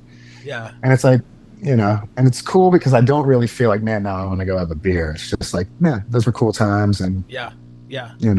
Same I wish I was I don't even mean I wish had my maybe anxiety been a little different or things like that. Still whatever, but you know what I mean. Yeah, I mean part of it too is I'm coming off lorazepam, and it's taken me almost a year to get off of it, because I've had to taper just for like a year, because it got to a point where I wasn't sleeping at all, and my doctor was like, my psychiatrist was like, for the love of God, like don't like just start taking it, like, because you need to sleep, like, because it's just compounding on itself. And he's like, we will get you off of it, in time. But thank God I did a lot of like research on it, and a lot of times when you're getting off of these things, it can take a really long time. But doctors will pull you off really fast, way too fast, and it can have some repercussions of like actually doing brain damage if you come off of them too far. So part of it was like I can't really drink too while I'm healing my brain from getting off of a benzodiazepine. So there was like twofold reason to kind of like come off of this. And I'm gonna be honest with you, I kind of got bored a little bit because there were so many different styles that were coming out. And there were so many different, like, the big brands used to be like Firestone. They were like more like brands that you could kind of count on, that were like newer, especially like, I don't know, anything you get from Russian River or, stuff like that. And then there just became so many breweries that I was like, I don't even know what's going to be good. Like, I don't know what's going to be, I don't know, the continuity wise of it. Like, it just became so big that I was just like, I don't even know what to do, with this at all. But I used to try and like, you had your like Beer Advocate, like top ones. I remember I traded for a Dark Lord. I don't know if you know that one. It's Dark Lord Day. It's not close to here, but I've been there 3 times. Yeah, and it's pretty interesting. It was infected when I got it, and I was like pretty pissed. And I like told the guy, I was like, dude, this is like infected, and he was like, sorry, I didn't know. And I was like, can we do anything about this? And then like he just kind of dropped off. He was like, sorry, I was like pissed because I was like, I at least want to try Dark Lord. Like, that would have been up there. But I think I might have, if you ever whatever. It's funny with the trading thing because like I hate lying, and I hate it, and I'm bad at it. I'm good thing, right? Like, but I'm really bad at it. So I was like, but I used to trade a lot, and because there was like a couple little things around here I could get the people wanted, and I'd always go up to the place, and what are you shipping? You know what I mean? Yeah. And I used to say lava lamps, and they literally started calling me Lava Lamp Guy. They're like, hey, it's Lava Lamp Guy, and I was like, what if one day they like open some up, like, let's check out his work, and I was like, they'd probably all be crushed. I was just like, and then I was like, yeah, I buy it. Like, I was like, I buy them, sell them, repair them, whatever. And then I was like, crap, I'm getting into like a deep lie. You know what I mean? Like, I got to start remembering like all this stuff. And then luckily I kind of fizzled out before I ever had to, whatever. But I had a friend get something off mybeerseller.com, and because it was like addressed to his name, what happened was the package was like going across rollers in like a sorting facility, and it broke open, and all this liquid poured onto something important and broke it. And he got this like crazy letter about like, like, not sue you, but like, yeah. And I was just like, but it was good. Yeah, trading was nuts, man. And I remember the big thing, we could get like Imprint and stuff like that, which was like when they ended up coming with like the smoothie sour type stuff, like the fruited crazy like melted ice cream and beers and stuff. But like people like, there was enough people doing that around here. I could get like the 450 North stuff and the like whatever. And it was crazy. And then Untapped, you could go in there and like see what people were like looking for and stuff. And I remember that was like, you'd go to the bar and everyone would be on Tapped. I remember in Philly, it was really weird because Philly was the only place that you could get Russian River stuff on the East Coast. Mm-hmm. So, at Monk's. Yeah. I was at. Yeah. And there was another place that because we can get Pliny and all those things up here like all the time now. But we went to a Pliny the Younger. I never got to do that. My boss, awesome. Yeah, my boss did took us, and like we waited in line, and as we were waiting in line, the bar was like pouring beers for us as we were like standing waiting in line. But I'll tell you this, out of if it was between Pliny the Younger and Pliny the Elder, like I'd take Pliny the Elder It's any day and twice on Sunday. yeah. Just because Pliny the Younger was just like a little. I don't know. It almost tasted like a. Have you ever had 120 minute? I was just actually gonna, that's what I always thought that it would kind of taste like boozy, Yeah, like real yeah, boozy and yeah. Boozy and just like a little bit overhopped, um, so to speak. So what to me, it wasn't like worth the hype. You know what I mhm. mean? But yeah, I mean that was cool. I'm actually kind of interested, like as far as your like anxiety goes. Does like this is a little bit of a shift, but what what coping mechanisms do you have now? Like what rituals? Like something for me is I always listen to Vince Guaraldi in the morning and kind of some of that bossa nova type of stuff that just kind of like when I was at the peak of some of my anxiety stuff was just kind of like a ritual for me that just kind of kept me a little bit calmer, you know? Yeah, I'll get into something here in a minute where I'm just gonna bum a lot of people out, but uh so I either listen to lectures in the morning. Okay. Um I like Alan Watts a lot, especially just his voice, like the old tape sound, like the Yeah. stuff like old tapes from the 60s and 70s. And I listen to another guy named Ram Dass, Richard Alpert. He's like both kind of like similar. It's like what have you. And then there's a Japanese band I really like. They're I think you called sent me them. Kikugaku Moyo, and then Moyo Angaku. And then so this is where I'm gonna really start bumming people out. Especially, I've liked this band my entire life, and the older I get, the more I listen to them because of all the bands that exist. They kind of keep me in the best mental state, if that makes any sense. Sure. Yeah. But I listen to the Grateful Dead a lot, man. That's like my like. So the only two bands that I ever really found that like would relax me a lot was Grateful Dead and Morrissey, actually, and Yeah. like the Oh wow. Smiths. There were Yeah. like two of my like whatever. And but yeah, that's like and that's what I meant by when I was saying by like I go out of my way to listen to stuff more that keeps me in like a good spot. But yeah, I know it's funny. People are like, oh man, it's kind of a bummer. But I'm also open about it. I don't lie about it. You know what I mean? And I don't they're not somebody where I'm gonna sit here and try to convince you to like them or anything. Right. There's just something I have a lot of ties to. It has to do with some lyrical stuff and some whatever, but I find it very so a lot of mornings I wake up and it's I either like I'll come into work, I like run my kids around, and then I'll get into here, and I usually have like an hour and a half before people show up. And I just either listen to lectures or some type of music, one of the two, just either like really overly calm stuff or something like that. That reminds me of little things. I don't know, you know what I mean? Have Yeah. these little bookmarks in different bands. Yeah. You know what I mean? Yeah. Um, but that's like a big and I almost lean into like speaking stuff more in the morning. I don't know why. I just like to listen to just like a calm voice. You know Yeah. what I mean? And a lot of those old tapes, you can have the crowd. And there's always a baby that cries every once in a while, and you can hear rustling and cars honking. It's very like organic sounding to me. I don't know. It's weird, calming. I guess maybe because it's so normalized, just such a normal sounding thing. You know what I mean? I don't Yeah. know. Um, I think it's so cool. It's so but funny yeah, sorry. because like we need that, but like Zayo's music is so sonically like in your face and in your ears. I'm curious, Mhm. like like how did you find that you could scream like that? Just so just kind of doing backups in a band. So I was in the band I was in before Zayo was called Seasons in the Field. And what happened was I was doing backups. I played bass and would sing backups occasionally. And we weren't signed, so we were paying for our own studio time. And it was, I mean, it was nothing back then, but it was also expensive to us.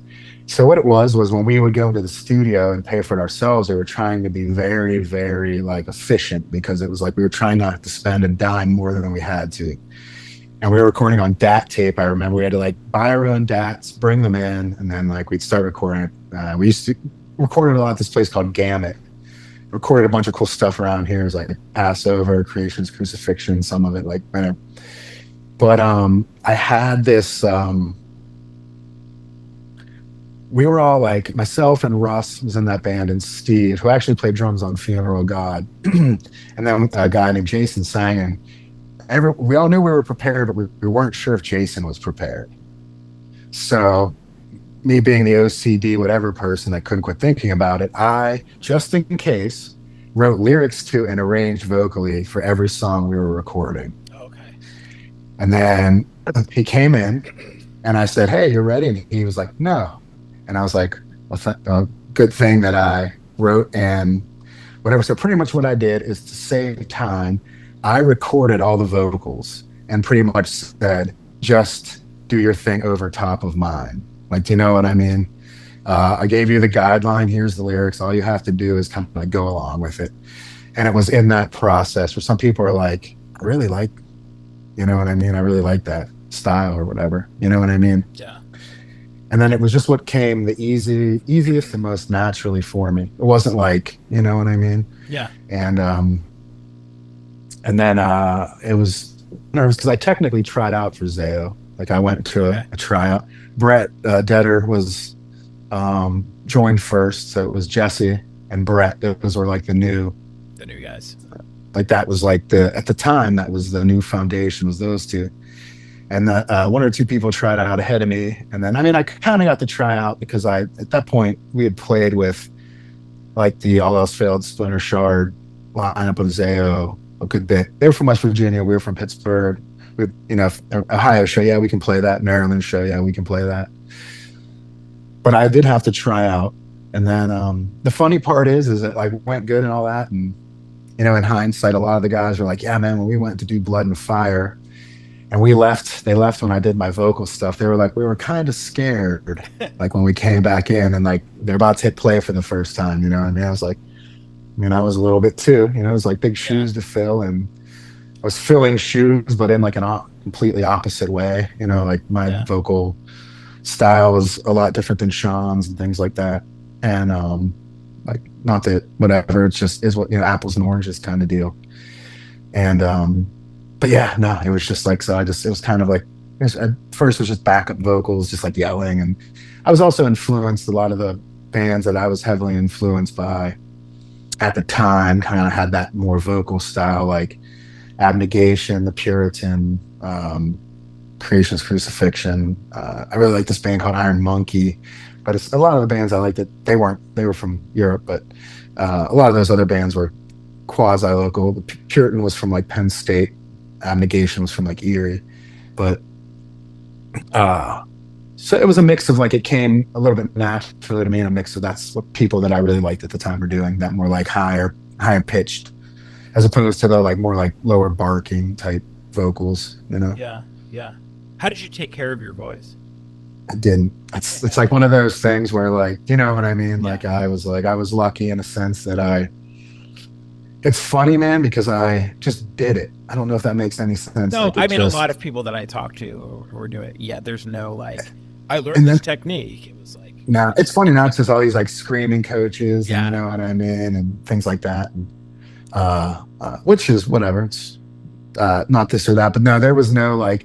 I remember I took some general things from people that could sing, like try to breathe through your diaphragm and you know Yeah. what I mean and things like that. But outside of that, I just did it. And there was actually a point in my like early mid 40s where I started thinking about it too much and almost had to like re-figure it out. You know what I mean? Yeah. I was like, I just did it. What did I do? Yeah. You know what I mean? It was like really, I mean, not to be, I feel like it's crazy to me. Like, I mean, I'll see stuff on like Instagram or YouTube where people are like, I put this here and then I open this up and I can do this, and this. I was like, I don't know that. Yeah. It's impressive. It's impressive to me. Do you know what I Yeah. mean? Like Yeah. in a sense, like, man, that's really cool that like you have such control and understanding on how you do it. Almost like not like jealous, but like I'm like, I don't. I've always just went I for would it. assume that some of it has to do with just like longevity of the vocal cords, Yeah. right? Just trying to keep, you know, a technique so that it just doesn't like blow out, you know, Yeah. at some point, you know. And I always knew if I was screaming too hard or things, like if I feel my shoulders tense up, I knew to relax and like, you know, things like that and try to project from farther down as opposed to like in the top of the throat, you know what I Yeah. mean? But I still didn't understand like the intricate parts of what I was doing, you know what I mean? Yeah. I'm I can honestly say there's still probably little elements that I still don't, you know what I mean? It's funny because like we don't do much in the winter, partially just because where we live, it's like don't want to like, especially in like January, February, March, commit to shows and then have some crazy snow or. I've known over the years a lot of people that have had bad accidents, and we started to really take the driving around in the snow seriously as far Yeah, as seriously. Yeah. touring, whatever. And had a lot of close calls personally as a band, and other bands and so on and so forth. But we'll get together to practice, and it's always those first couple. I'm like, why isn't it doing the thing? I'm just Yeah. kidding. Yeah. And then it's like, oh, there it is, cool. After a couple songs, You mentioned something about having big shoes to fill, and I was just kind of wondering what it was like to get into a fight with Jesse about some Star Creepers. yeah, that's funny because I used to, yeah. No. I it's weird because I always, when I look back at those times, the first thing that comes to mind is that we were kids. You Mm. know what I mean? It's like, and we were all acting like kids. Do you know what I mean? It's Yeah. like, so I don't really harbor any whatever, but yeah, no, man, it would be. And I know he's done a lot with himself recently, and you know what I mean. I feel like he was able in the past couple years to really do well for himself, like personally. What was it about And the Star Creepers though that just really? it was just like I don't know, man. They were like, it was like when I first got into Zayo, they had been out to California before, you know what I mean? And I feel like that was just like it was this cool thing that was part of this like West Coast etiquette. You know what I mean? Like this like style, not etiquette, but like style. You know what I mean? And I don't know if you remember, but back then, if you look at around the time I joined Zayo, like like around when Splinter Shards came out, like there was a lot of like rockabilly, like Was kind the of like stuff. yeah. Yeah, there's Brett, but I don't remember like Overcome at one point. Okay. Like everyone in that band was like super rockabilly, and then there was like Swing Kids and like a Yeah. little bit of the Unbroken thing, and you know what I mean. So the Creepers, man, like you didn't ever see them out here, and I was whatever. So I was like, can I wear them? Can I wear them? You know what I mean? And then he let me wear them, and then get mad I was wearing them. You know what I mean, or whatever. But that it was just like that was like the at the time the things like that were just like these crazy prior to like social media and stuff, these weird little things that were like, I've never seen these until I went to California, or like never saw people wearing things like that. Has anybody ever asked you about the Star And I'm Creepers? sure just here and there, but yeah, it's a good one though. You know how I found out about I've that? never owned a pair. Uh, I Brett's my friend on TikTok. So we've messaged back and forth a couple times. I don't know him. I just and I said, what is something that I can like reference for Dan that he might be like, how did you know about that? So he told me, sent me a voice yeah, message. so Jesse had a. Yeah, I was like trying to think. I'm like, did we talk about that in something? But no, those were just like he owned them, and we wore the same size. And I was just like infatuated with them, and I didn't have enough money to buy my own. You know what I mean? I forget the name of the store. We used to always go to a store in Southern California, and you could buy them there. And I would just be like, so I was always bug him to wear them. I remember him maybe not wearing them for a few days, and then one day I was wearing them, and then he kind of was like, I want to wear them, and I was like, you said I could, and it was very like, and I got really upset because I was like, I hadn't had much time with them yet. You know what I mean? Yeah. Yeah, that was yeah, like I said, it was just like a very Californian, you know what I mean? Yeah. I guess since it was like, or it was like the final rockabilly like thing you couldn't procure around here, were like Right. leather platform shoes. But the Star Creepers you didn't see a lot. Those were nice. You know what I mean? I think in the first, I can't remember if I was wearing them in the first Zayo promo or not. I feel like he would let me wear them every once in a while. You know what I mean? But he was The way very that Brett protective kind of of them. remembers is what did he say? It was like, Dan just loved these Star Creepers, and he would borrow them from Jesse, and I guess he borrowed them a little bit too much, and they got into a fight about Yeah, it. yeah, yeah, yeah, yeah. It was yeah, I haven't thought about that in a long time. That's a good one. So I have to give Brett, that's Yeah. definitely a good, I think in the original Blood and Fire promo I might be wearing them. Can't remember. One of us is, or maybe he was. You know what I mean? Because Yeah. that in the promo for that, I remember his hair was down and he had on more of like a not a turtleneck, but like a I feel like one of those like sweaters that would zip up. Yeah. Um, sorry, my recall, whatever, is terrible. I just wanted to ask. I don't want to, take too much of your time. Do you have clients come in today? Nah, I don't even know it. Sorry, I can't. I got a clock weather. One to two, Yeah, I might have to wrap three. up in a minute, Yeah. Yeah. Yeah. Yeah. in a I just. little bit, just because actually I leave for the city. It's like just after 3 here, but at 4, so I'll run home and do a few things, and I Yeah. take my daughter. She has a class tonight, so. Oh, cool. So I just wanted to know, and this is a question I kind of ask kind of frequently, like if you were to give some advice to your like 20-year-old self, what would you want them to know, or what would you want him to, what kind of advice would you give to him? First off, I think when I was that age, I didn't feel like I was damaged. You know what I mean? Or like anything. I felt like all these terrible things have happened to me, but they didn't affect me. Yeah. And I was very wrong. Yeah. You know? Uh, First thing I would tell myself is that, yes, you're not worse off than you think, but you know what I mean? Yeah. Those things did affect you. Not to lean into the substances. Do you know what I mean? Yeah. And that just to continue to educate myself and do all the little things that you think.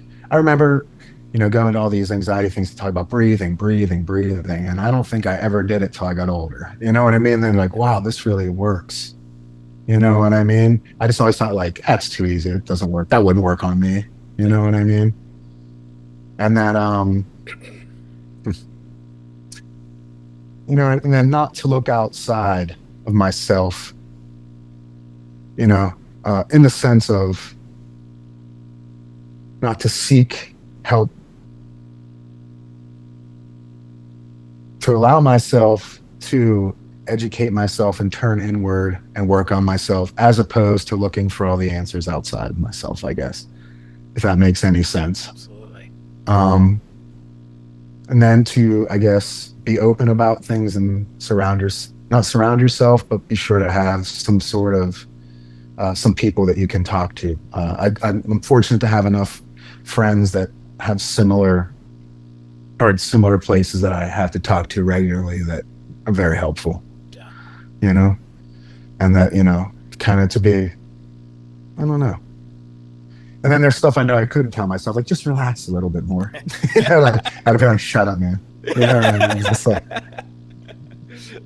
One of the things that I really wanted to accomplish with the podcast, was that people, hearing other people's stories, about, even just people, like there's a lot of people who listen to Zao and they might be going through something or have gone through something that you're going through, and to be able to look and be like, well, Dan struggles with this. Like even through this conversation, it is been I hate to say this word, but like it's been a real blessing for me just to feel that so connection, you know what I mean, to somebody. And if somebody can kind of like hear this and find some hope, or just find some kind of connectivity instead of feeling so isolated, that would be the hope. I was talking with Chad Johnson, nice. about last, and everybody says he's the most positive guy that they kind of know, but he was talking about how last year was the worst year of his life, and how he was dealing with suicidal ideation and all these different things. And I was like, if somebody can hear that and know that Chad is a very positive person, and that like we all hit low points, that might touch somebody in some way, So I'm actually really thankful that we didn't talk a lot about Zao stuff, because I think this is more important, This is what I like to talk about too. And if you ever want to do it again, let me know. I would love to. I still have a lot of stories, and I could get back into some traumatic situations. You know what I mean? I feel like feel like this was very like introduction to, I mean, if I'd be happy to talk to you. Not like whatever. I mean, I even space it out, but I don't. Yeah, I don't. I would. I would love to just even be able to text every once in a while. And if you yeah, of ever course, yeah, wanted to, oh, I mean, I know that's probably. I mean, if that's too anxiety producing, yeah. just No, no, no. just let me know. But yeah, just to connect on those different levels doesn't have to be a podcast. Like, Yeah, it's of just course. really crazy that even me as a therapist is like, I don't know how to connect with other people who are dealing with the same things, because there's almost Mm. this kind of shame about it, that like I'm one, like I always thought like I'm the one who's supposed to like help people through it. And how do I do that when I'm not even like, I had to take time off. I've had to work myself up into seeing clients again and stuff like that. But it's just helpful to talk. Like you're extremely lucky that you have people in your life that can empathize and just really know what true experiences are like, about that. So Yeah, no, yeah. I'm always down to whatever. I don't get as anxious talking to people that understand what it's like, because then it's like I can be honest with you. You know what Yeah. I mean? And just say like, whatever, man. Just like I'm burned out today. Is it cool if we talk tomorrow? You know what I mean? You're not Yeah. like Yeah. a. It sounds like an excuse to some people, but you know what I mean. To some No, people, that no, like, oh no, no, totally. And do you know what I mean? yeah, I've one of the things that they've kind of, how to deal with other people who don't necessarily understand is to just be honest with them of like, I'm not being quiet because like I don't want to talk to you. It's like I'm experiencing some anxiety right now and may not know what that's like, but that's the reason. It's not because like I don't want to talk to you or anything like that. And if people have been so, when I've said that, like people have been incredibly gracious about it, Mm. um, and that was that was one of those things. I will Sorry. definitely share that book with you. Thank you. Kind of talking about, and as a therapist, it's like as a resource. Just if there's certain things that you want to, I'm not saying being a therapist or anything like that, but just as a person like who might know some more physiological stuff or just kind of a breadth of knowledge about anxiety and those different things, like feel free to reach out. Like, if it's like, hey, I'm dealing with this, or like, are there any good books that you would recommend or anything like that? Like, please feel Oh, I really appreciate that. to text me or email me or something like that. But yeah, I will let you go. You have to pick up your kids. No, they get dropped off. I just have to go home and get everything ready. And my daughter, I take her too. She does jujitsu stuff. So we Oh, go to awesome. she has like a training partner. So we go meet her partner down at the city. And Cool. it's quick getting home, but it's like rush hour when we have to go down. So it's like That a little sucks. under an hour to get there. Yeah. But I just have to go home and I don't know how you are. I hate rushing. I have to like if I'm in a rush, I'll forget something. So I have to go home and like just double check all the stuff I have to take and you know what I Right. mean, that type Yeah. of stuff. Yeah. I mean, with And like, then we'll leave like okay. and then we leave like right at 4. So but I'm also only a minute from home.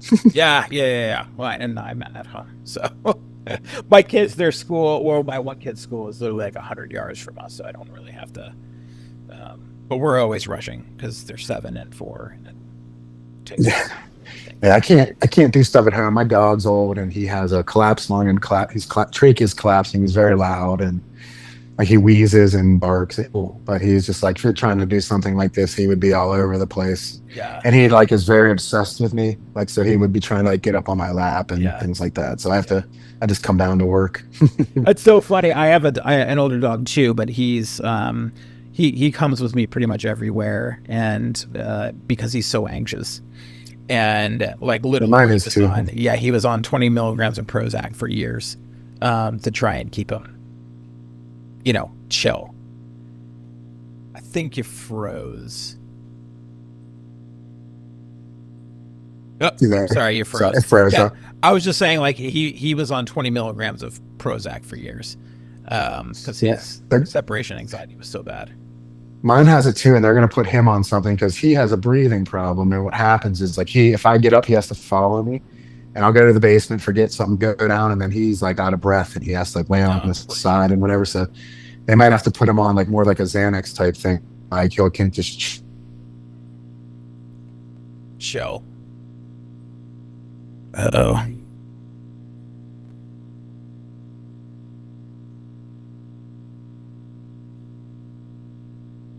That might be our signal. That might be our signal.